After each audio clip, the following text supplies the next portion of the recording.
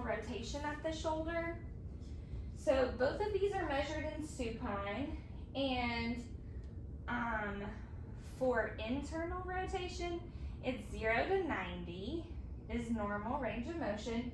Your muscles are the subscap, the teres major, and the anterior deltoid.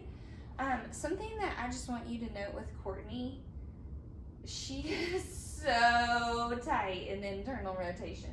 So one of the things that you'll see is if your patient is really tight, when they go, they'll start popping up here at the shoulder joint. External rotation is much better. She's like almost abnormally flexible in external rotation. So I have my patient, if you can uncross your legs for me, I have my patient flat on the plinth in supine. I have her scapula supported under like a small rolled towel.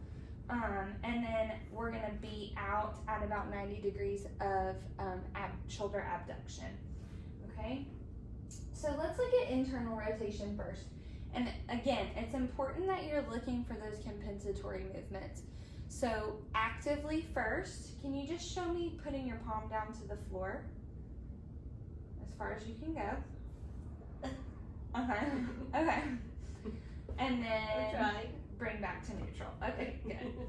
So your axis is going to be for internal and external rotation.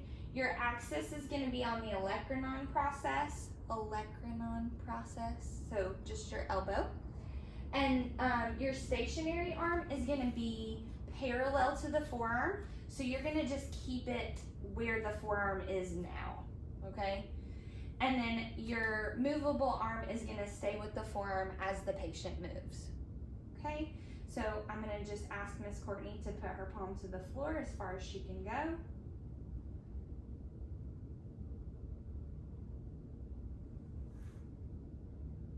As far as you can go? Trying. Okay, so we've got about 39 degrees. Good.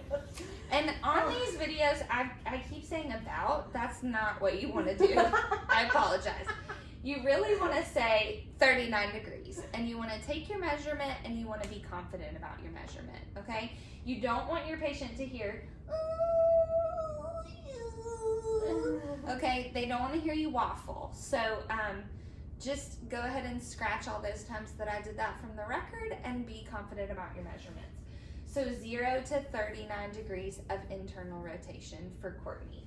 And what's important with this is that you're watching everything. So you're watching for her compensatory movements here, but you're also making sure, and this is one of the biggest mistakes that I see students make as she goes.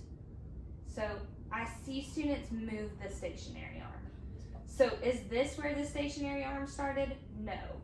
And that's going to significantly change your measurement. So make sure you keep your stationary arm perpendicular to the floor. Okay? All right, so for external rotation, our muscles are infraspinatus, teres minor, and posterior delt. Normal range is 0 to 90. Hopefully you can see here. I have my axis on the olecranon process. I'm keeping my stationary arm in line with the forearm perpendicular to the floor, and then my movable arm is going to follow her, okay? So making sure she's not popping up here. And wow, we have 117 degrees external rotation. That's pretty amazing. Okay, good, rest. All right, so that is internal and external rotation. I'm just making up for my your internal rotation limitation.